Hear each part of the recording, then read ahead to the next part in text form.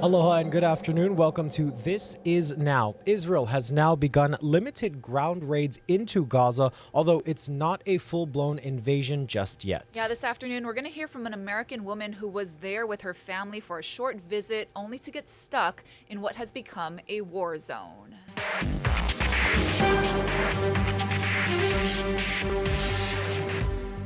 As Israel hammers Gaza from the air, Emily Rauschenberger's family is on the ground. It's a bit of Russian roulette, going to sleep at night, not knowing really when the next one's going to hit. She and her Palestinian-born husband Mohammed brought their 5 kids, ages 4 through 14, on what they thought would be a short trip to Gaza. Why bring your kids there in the first place?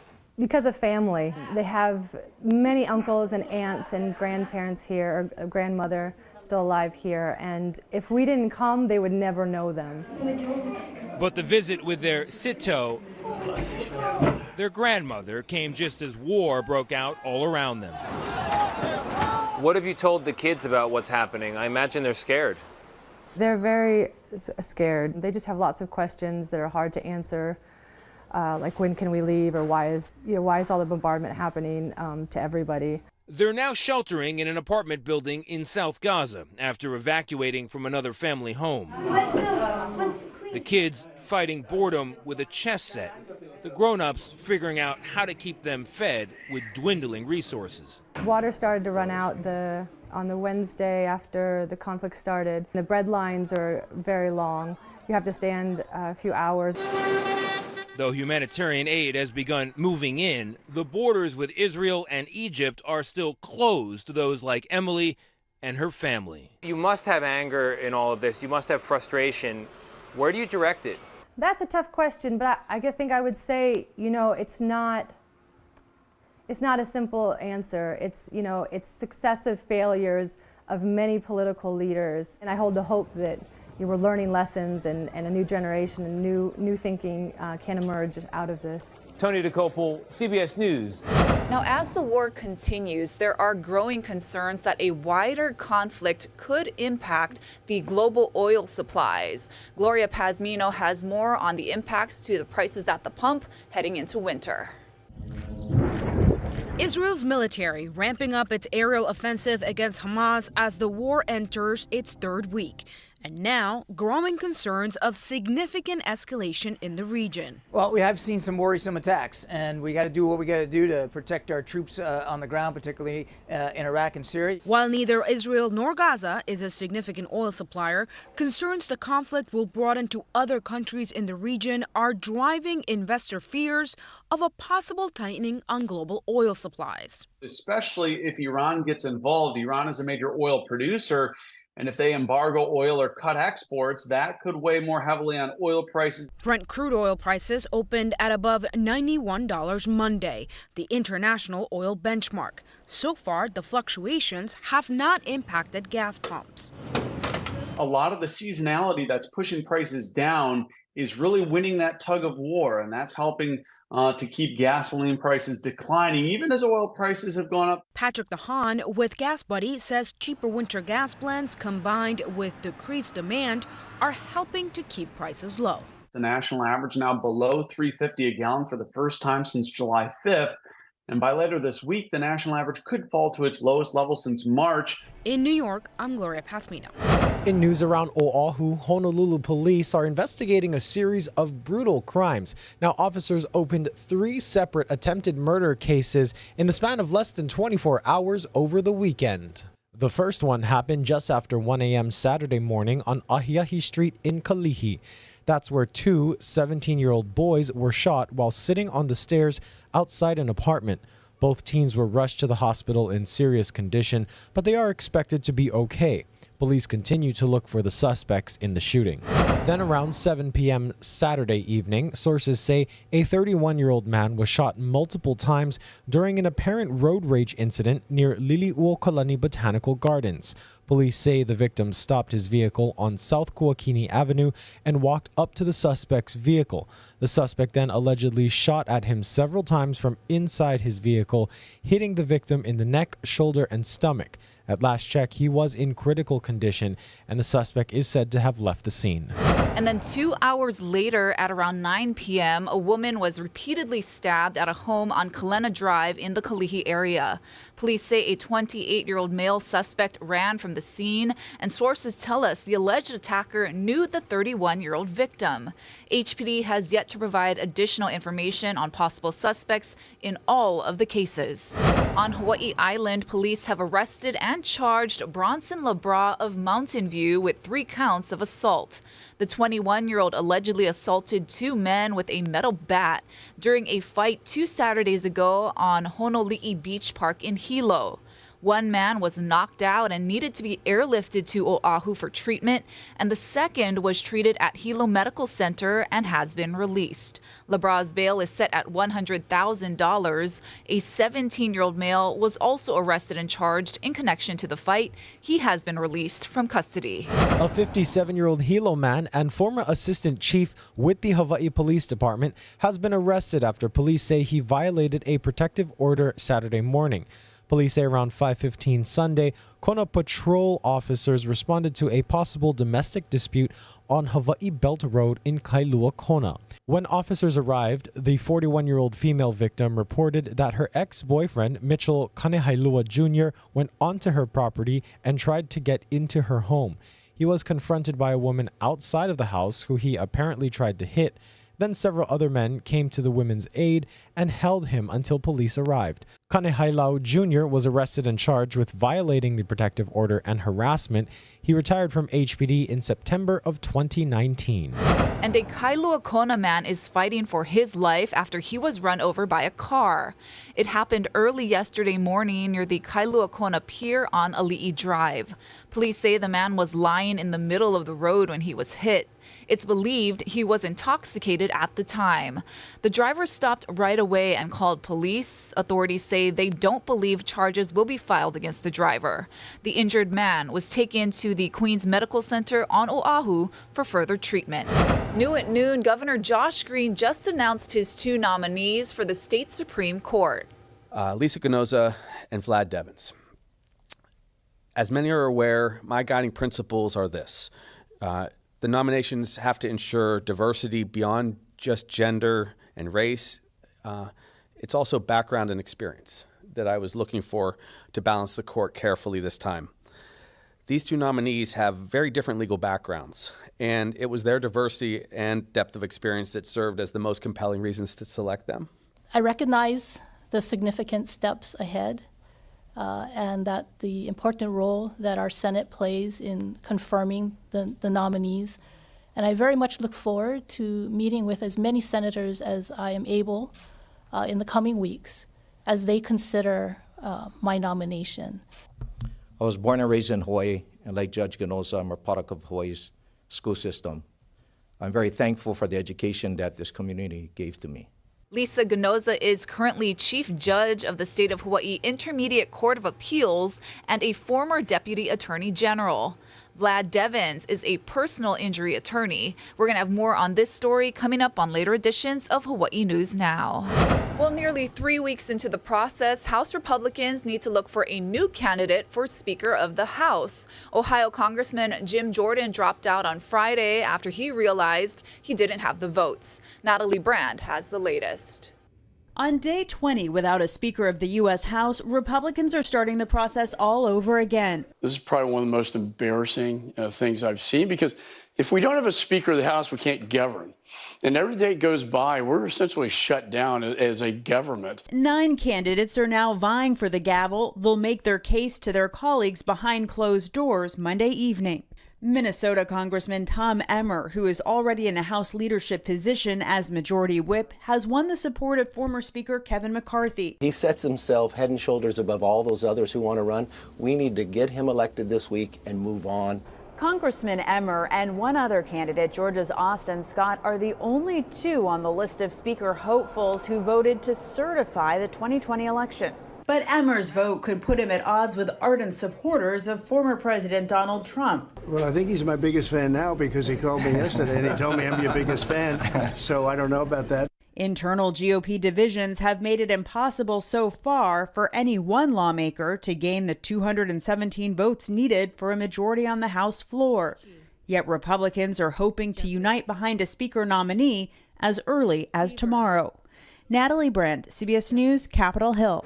The auto workers' strike continues to intensify. In a surprise move Monday, the United Auto Workers Union ordered 6,800 workers to walk out of a Stellantis plant in Metro Detroit. The Sterling Heights assembly plant makes Dodge Ram vehicles.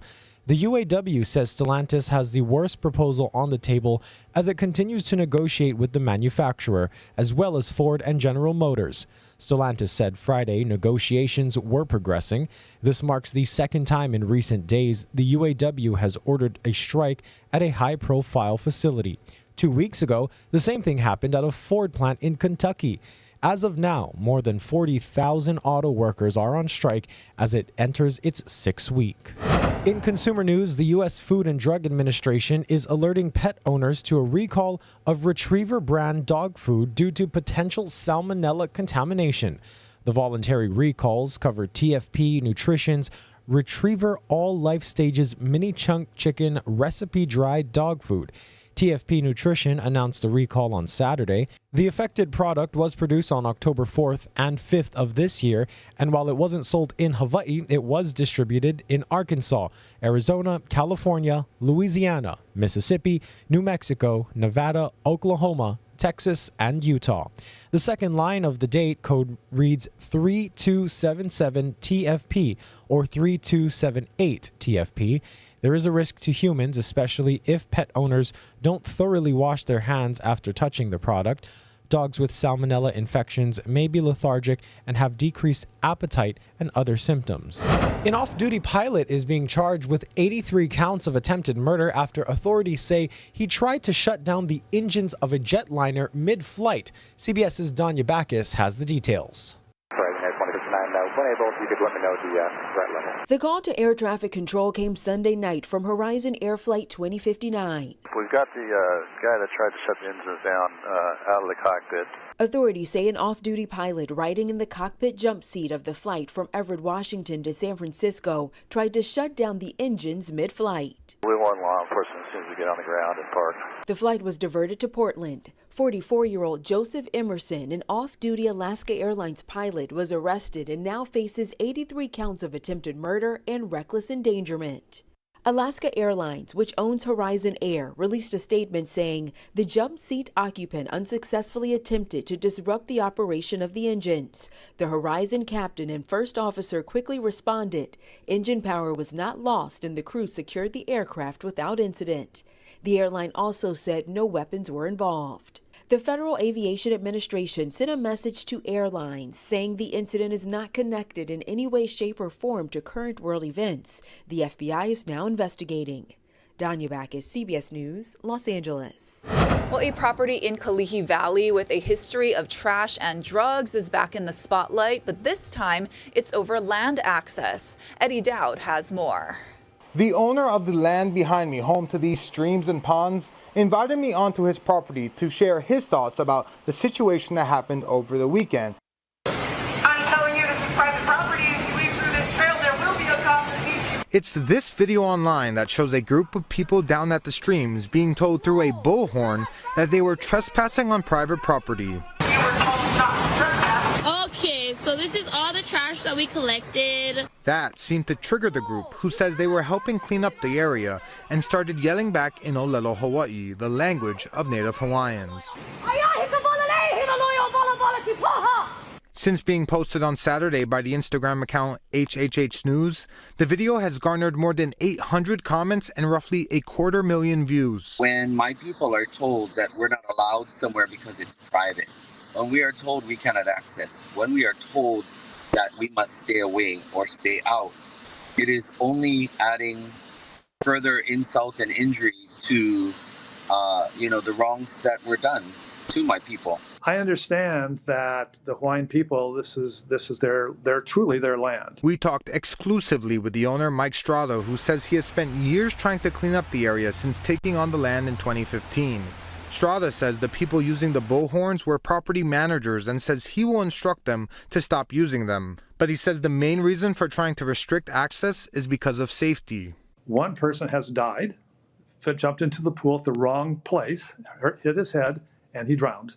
Police came and they went, would you please close this off? We're getting calls every day about a problem here from other neighbors and the whole deal. In response to the safety concerns, these walls have gone up to have controlled access points. But Strada says he wants to make sure the community, especially Native Hawaiians, can take part in the stewardship of the land. It is a Hawaiian sacred spot, and I would love to keep it exactly like that. He also has this message for the people who were involved in the situation over the weekend. I really want to thank them for the cleanup job that they did. It was much appreciated, and we want to keep those streams as beautiful and the land around there as beautiful as it can be. Now, moving forward, one thing the owner tells me he wants to do is partner with a Native Hawaiian group to help with stewardship of this area. He says the goal is to make sure that no Native Hawaiians feel like they ever have to ask permission to enter the area. Reporting in Kalihi Valley, Eddie Dell, Hawaii News Now.